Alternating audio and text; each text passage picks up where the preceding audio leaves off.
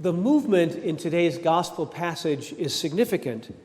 We begin standing on the shore of the lake, Lake Gennesaret in the translation, but it's also the same as the Sea of Galilee. Jesus saw two boats that were at the shore of the lake, but the fishermen had gone out of them and were washing their nets. So Jesus got into one of the boats and asked Simon Peter to put out a little bit from the shore, and then he sat down and taught the crowds from the boat. And after that, Jesus said to Simon, "Put out into the deep waters and let down your nets for a catch." But it's interesting here that Simon resists that. In another gospel story, Simon jumps in with both feet into the water. But here, he's resistant to Jesus' invitation to go deeper. But he acknowledges that it keeps him in the dark. We've been at it all night long. And he comes up empty. We've caught nothing. But when they lowered the nets in response to Jesus' invitation, they caught so many fish, their nets were beginning to break. Jesus said to Simon, "Do not be afraid. From now on, you will be catching people." So in order for this transformation, this movement to happen, two hearings are necessary. A first encounter acquaints the hearers with the teaching and prepares the way for further exploration. And then a second, a deeper encounter, brings greater realization and integration of what the teaching means. The first encounter is symbolized by the fishermen washing their nets and Simon pulling his boat out a little way from the shore. The nets are prepared, but they're not used. The boat is pushed off a little, but it's not yet found open water. In the second, deeper encounter, the washed nets will be let down into the sea and haul in a tremendous catch of fish. The crowds who stay on shore become acquainted with the teaching, but they remain there, still in the first encounter. Simon, James, and John, and the other fishermen who follow Jesus' instructions enter the second encounter and realize the truth of the teaching in a life-transforming way. The Lenten Journey is an invitation to put out into the deep water. The waters of baptism represent our first step in our faith journey, and each year the church is invited to take another step in discipleship, trusting Jesus, our Master, to lead us further into the mystery of faith. Rick Warren, in his book, The Purpose-Driven Church, describes 5 layers of movement within this process of moving from the shore into the deep. In the outer ring, he defines the community or the unchurched, those who are in our area, in our neighborhood, but not part of our church. The next layer would be what we hear in the gospel, the crowds who are standing on the shore. And this would be the people who are already beginning to come, the regular church attenders. As we move further in our commitment, we're willing to take a step and become actual members of the church to make that further commitment. When that happens, we begin to mature. This fourth layer is the layer of committed disciples, maturing members. And finally, in the center is the core, those who have heard the word and have let it change them and transform them, becoming leaders in the community, lay ministers. So the challenge, of course, is how do we invite people to move from that outer ring and take a step in, perhaps even moving further and further to the core? Jesus promises that whenever 2 or 3 come together in my name, that I am there in your midst. When Christ the Redeemer Parish was first forming back in the 1980s as a parish in formation, it was a small community, and so they realized an important dimension of this small community was to form these family clusters that came together for shared faith and prayer. And it's the formation of these strong, small faith communities that actually strengthen the larger church, especially as we got larger over the years.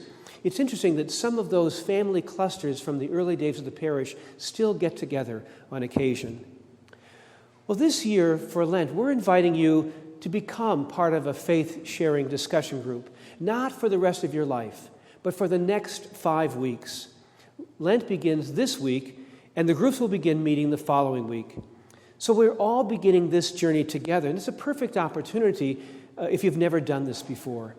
There's a link on our webpage to sign up. I've put another link on the Facebook page, or you can sign up in the vestibule after Mass.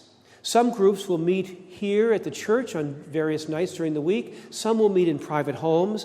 And on Thursday nights, there will be several groups meeting in the Bethany room, and these are open groups. So you can just show up and be part of a group for 1 week or 4 or 5, doesn't matter. It's a completely open, and you don't have to make a commitment week after week.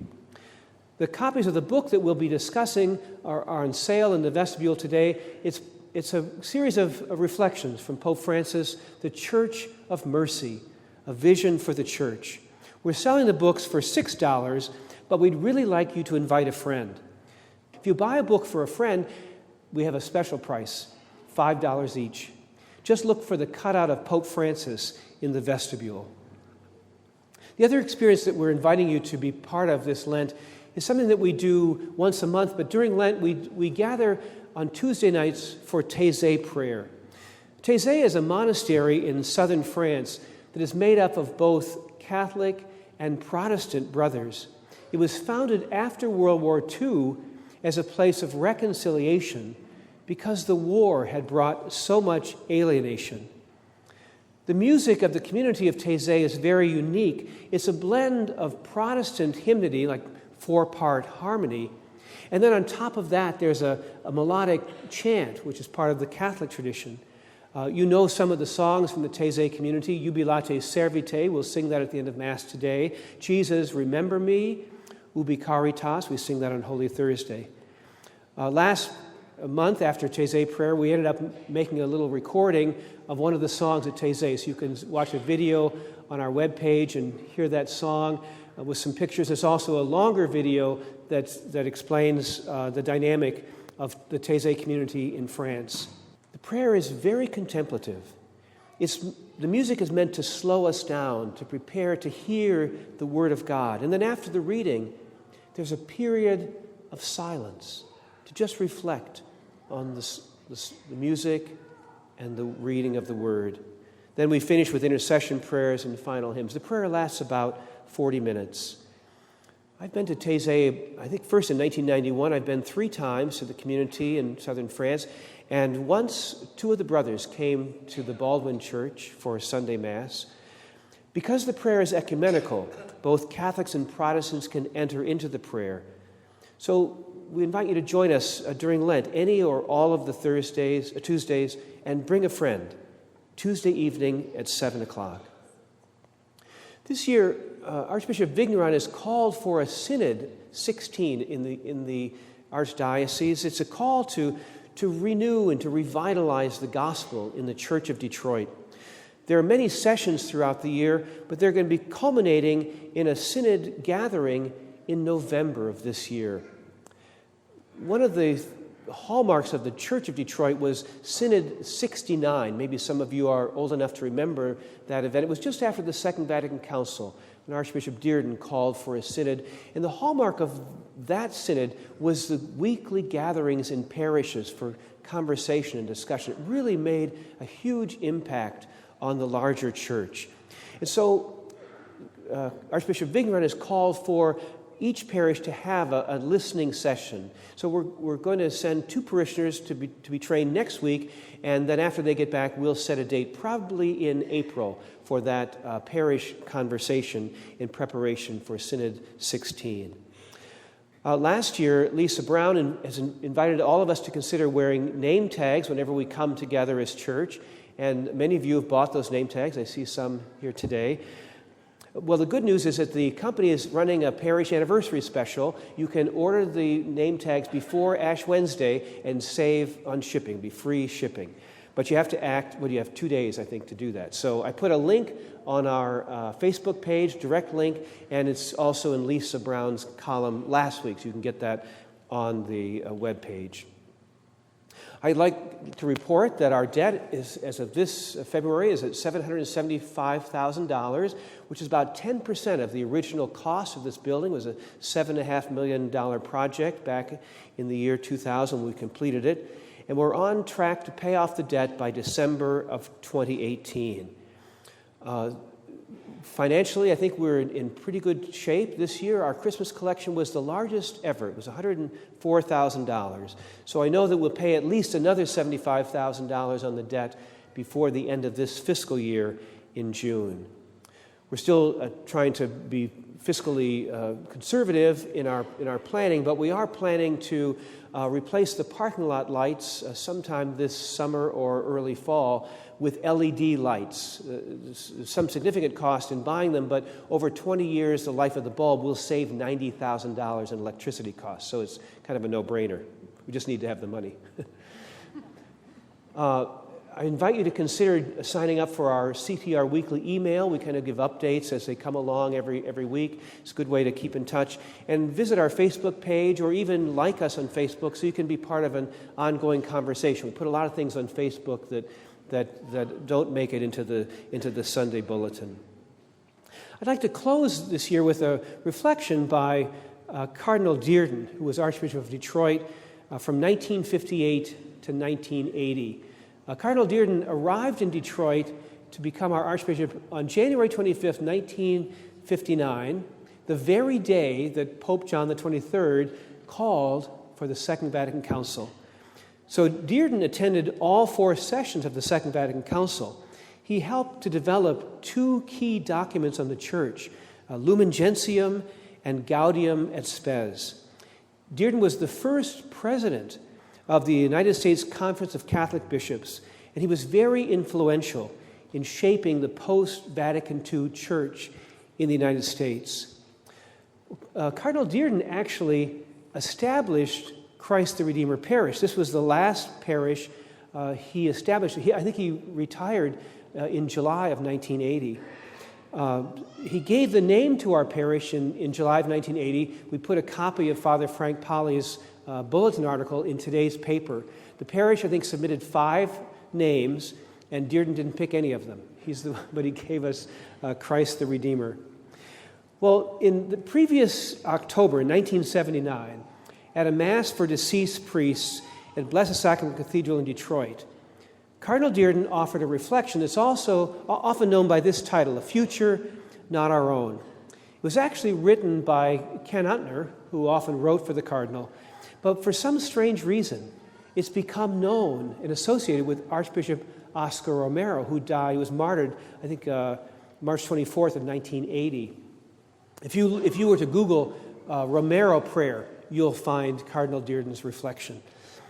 But in December of this year, in his annual address to the Curia, Pope Francis concluded his address that day by reading Cardinal Dearden's reflection. I was delighted to hear it again. I've always treasured this reflection. I used to keep a copy of it, a little card, on my desk. So I'd like to conclude this year's State of the Parish address with Cardinal Dearden's reflection. It helps now and then to step back and take the long view. The kingdom is not only beyond our efforts, it's even beyond our vision. We accomplish in our lifetime only a tiny fraction of the magnificent enterprise that is God's work. Nothing we do is complete, which is another way of saying that the kingdom always lies beyond us. No statement says all that could be said. No prayer fully expresses our faith. No confession brings perfection.